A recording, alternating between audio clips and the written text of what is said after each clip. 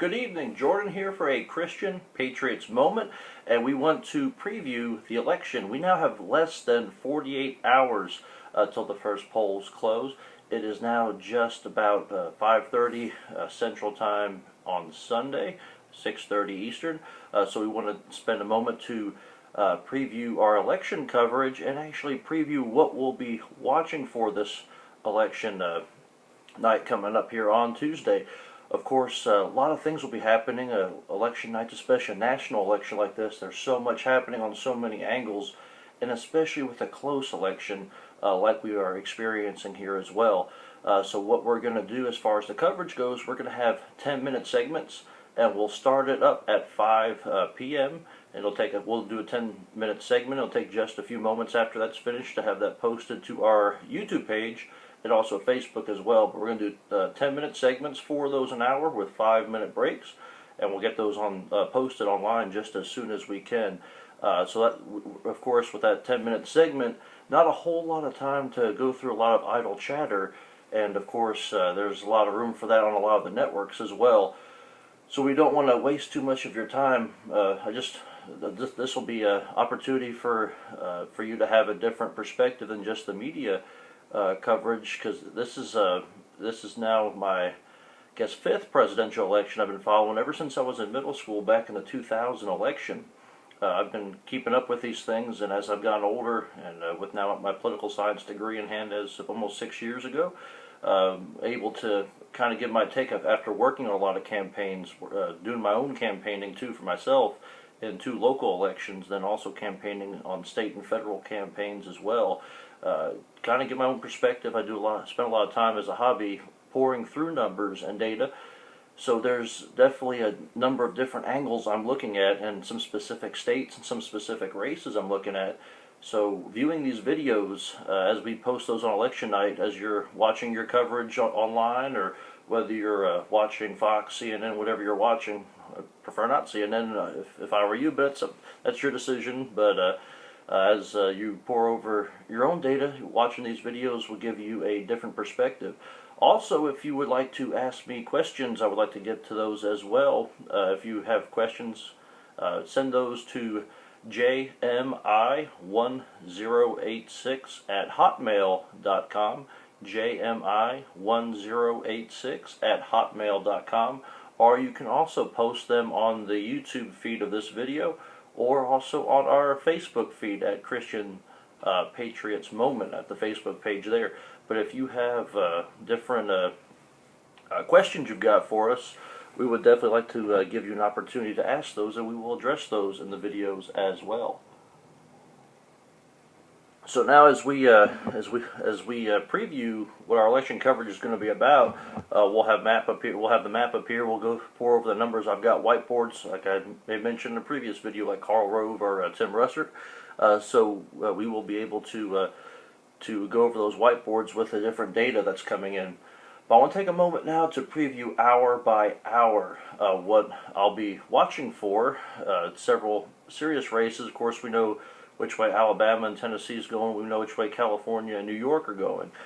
So there's going to be a certain specific set of states that we're watching, and also we'll be watching the Senate races as well, and some congressional races, maybe some of these ballot measures, and even a couple governor's races will be interesting. Missouri, there's an open seat there, I believe, and then also in North Carolina, Republican Governor Pat McCrory, a former Charlotte mayor, is running for re-election in a very controversially challenged race there as well, with different social issues going on and moral values issues going on in that state as well.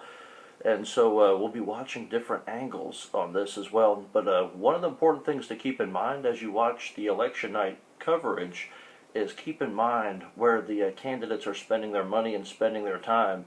And it's focusing on just a very small amount of states, particularly Florida, North Carolina, Pennsylvania, Ohio, Michigan, Nevada you could throw in that mix as well, and New Hampshire. You throw some of those states in there in that mix, that's the main group of states that folks are going to be watching. There's a few others outside of that, but a lot of the election is going to hinge on just those states.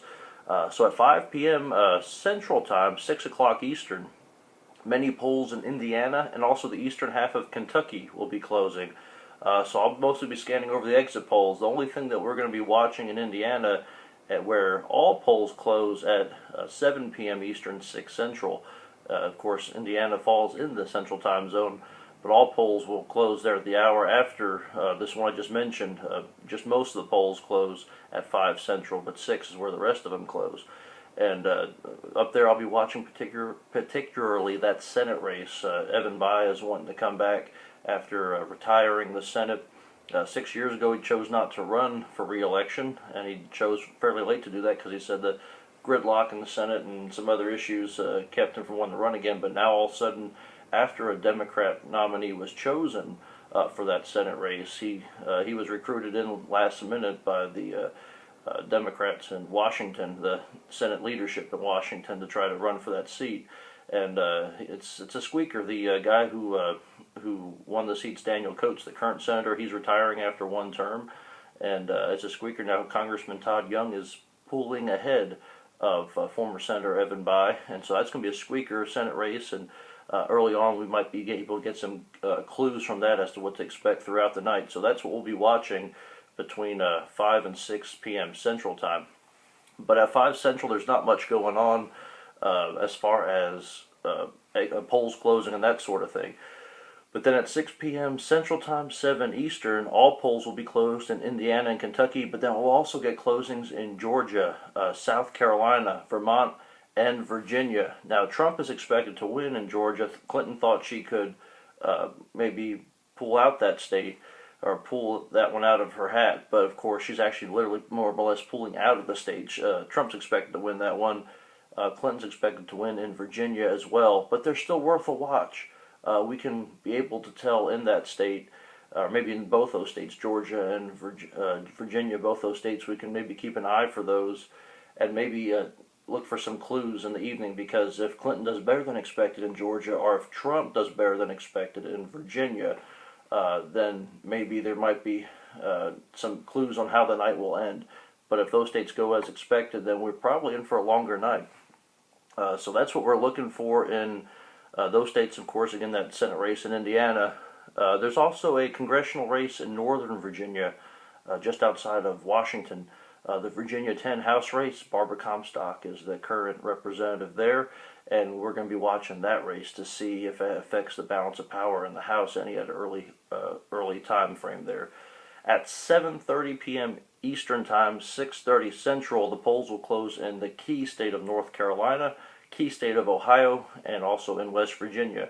West Virginia, we don't have too many surprises. There's a governor's race will be interesting to watch there, but West Virginia is not going to be watched for much else other than that. But Ohio and North Carolina are critical states in the presidential election, particularly North Carolina there, because Ohio is looking a little more favorable for Trump.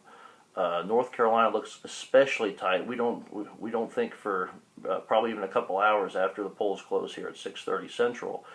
We don't think we will be able to expect any results to come to a conclusion on that. That's going to be a while till that one's called. Also, the North Carolina Senate race is going to be possibly a close one, so we're going to be watching for that state as a possible critical state for the balance of power. So that's there at 7:30 Eastern Time. At 8 o'clock Eastern Time, it's a big hour because polls close in at least 20 states in Washington, D.C. You'll have some electoral votes already on the board for Trump and also for Clinton before 8 p.m. Eastern. But once 8 p.m. Eastern rolls around, you're going to see the numbers skyrocket because several states are going to be, there's 20 states and District of Columbia that will have their polls closed. So there's going to be at least several that the networks will call early on, and you'll see the numbers just skyrocket on the electoral votes. All the polls will have closed in Florida by that time, very, very key state, and the very key state of New Hampshire. And as there's not just key presidential races going on in those two states, but also very critical Senate races. Rubio looks favored to win re-election in Florida, but we'll have to keep a watch on that race. New Hampshire, very critical Senate race for the balance of power as well. Polls will also close in this 8 p.m. Eastern hour in Pennsylvania. very competitive Senate race, critical for the balance of power, as well as a critical presidential state. Both candidates are spending a lot of time this weekend, a lot of resources in the Keystone State. So that Keystone State could be key for whoever's the next president. We've got Clinton spending a lot of time in the Philadelphia area, and then we also have, she was in Pittsburgh, I believe, yesterday as well. Trump will be holding a rally Monday in Scranton up there in the northeastern part of Pennsylvania. And both candidates have had a lot of different events in Pennsylvania this week, so that's a very key state closing at 8 p.m. Eastern Time. Maine and Michigan will be competitive presidential states as well, particularly one electoral vote in a congressional race. I believe it's the Congressional District 2 race up there in Maine. And you can see a scenario where Trump could actually win the election just by that congressional district, getting him to 270. There are several scenarios playing out that could play out that would make that a reality. So competitive presidential races in Maine and Michigan. Now both candidates are spending a lot of time in Michigan this weekend, along with Pennsylvania. Also, Missouri has a very tight Senate race. The incumbent Republican Senator Roy Blunt is running for re-election in Missouri, and the polls will close at 8 p.m. Eastern and 7 p.m. local time, because that's in the central time zone in the city, or in the state of Missouri. Also, several key House races will be following at this 8 p.m. Poll closing hour. The Florida 18 House race, I believe that's where Patrick Murphy retired in that district, I believe, to run for the Senate, and he's Rubio's opponent in the Senate race. But that race is open, and it's a competitive area. It used to be represented by a Republican. I believe Allen West, a very good conservative man that was in the House, represented that district before Patrick Murphy defeated him in 2012. The Maine 2 race, that's where Trump is very competitive as far as that electoral vote goes. You got Maine and Nebraska are two states that split their electoral votes, and that district is very competitive for Trump. It's got a Republican congressman now who was just elected in 2014, so he's a freshman, and he is Bruce Poliquin, I believe is how they pronounce his last name, but he is trying to fight for a re-election in that race. A very key race to watch. Texas 23, it's one of the largest, if not the largest, probably one of the largest congressional districts in the nation. It follows along the Rio Grande River. A large part of our southern border is the southern border of this district, and a Republican down there is running for re-election. The Pennsylvania 8, it's a suburban district outside of Philadelphia. Bucks County area is where this district is located, and the incumbent Fitzpatrick is retiring. He's holding to his term limits pledge that he made when he was elected back in 2010. So there's a good chance Republican could be reelected in that race, because Fitzpatrick was a Republican, and there's a Republican by the name of Fitzpatrick that's running again. I don't know if there's any family connection there, but that's going to be a very key House race to watch in the northern suburbs of Philadelphia. Also, the New Jersey 5 congressional race, we're going to be watching that one. Polls close in New Jersey at 8 p.m. Eastern Time as well. Scott Garrett running for re-election, and it's an unexpected close race in the New Jersey 5 congressional district. So now we look at the next hour. We look at 9 p.m. Eastern Standard Time, and the polls will close in at least 9 states in that hour. You have a significant battleground senatorial race in Wisconsin. This was not expected to be. The incumbent Republican Ron Johnson was expected to go down to a pretty bad defeat. Polls had shown down all year long, but he's been rising strong here in the closing days. He has the former senator that he beat 6 years ago, Russ Feingold, running for I guess election to his former seat, not re-election, but running for election to his former seat. And so now Johnson is coming up strong in that race, and that's going to be critical for the balance of power, because that was one that most folks were ready to give to the Democrats. But now if Johnson can pull that one out, and there's several predictions, Dana Perino, who used to be Bush's press secretary, his last press secretary, I believe, went on the record today as predicting that Johnson will pull that one out for re-election, and several other folks are predicting that as well. And so if he pulls that one out, the Democrats will have a tougher road to get to the majority in the Senate. There's also presidential battlegrounds in Wisconsin, Colorado, and Arizona that we'll be watching, and those polls also close at 9 p.m. Eastern. The House races we're particularly watching that close then is the Arizona 1 House race. A lady by the name of Kirkpatrick, Ann Kirkpatrick, has been the representative there, and she retired that seat to run against John McCain for the Senate. So that race is going to be very competitive. Also, the Colorado 6 House race, Denver suburbs. Republican there is Mike Kaufman, who's running for re-election, and then the Minnesota 8 congressional race. Watching those races very close. At 10 p.m. Eastern, we'll be watching the critical presidential and senatorial battlegrounds in Iowa and Nevada, 2 states that could go Trump's way. But there's also Senate races going on in both those states. And if Republicans can be able to make a defeat there of the Democrat in Nevada, that's Harry Reid's seat that he's retiring, the Democratic leader. So if Republicans can pull that one out, that's going to make the Democrats' road to the majority much harder. So that's hour by hour what we're going to be watching as polls close. Of course, so some of these states like Florida, North Carolina, and other ones are going to take a while to call after those polls close.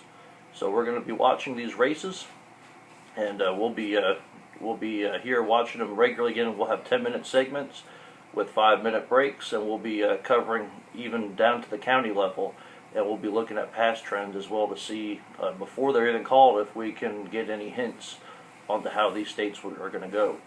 We appreciate your interest in advance. Thank you for watching this video, and we definitely would appreciate you watching our videos coming up here on Election Day, and definitely appreciate the opportunity I have to be able to share some of the stuff that I've learned over time and some experience I have. The 2000 election was my first election I started paying regular attention to, and my gut feeling, of course I was a lot younger then and didn't pay attention completely to the 2000 election, but my gut feeling after studying the 2000 election afterward and looking into this one, it feels like going into this election, another 2000 type election, where 1 or 2 states is going to make all the difference, both on the Senate level and the presidential level. So it's going to be an interesting night, maybe a long night if things shape up the way they're looking now. So we would definitely look forward to the opportunity of you joining us and watching an historic night with us. Again, this is Jordan for the Christian Patriots Moment, and we will definitely close out this video, but we'll also have another video upcoming looking at some of the key counties in some of these states as well. So be watching for that video that we shall be posting on Monday. Thank you again for your time.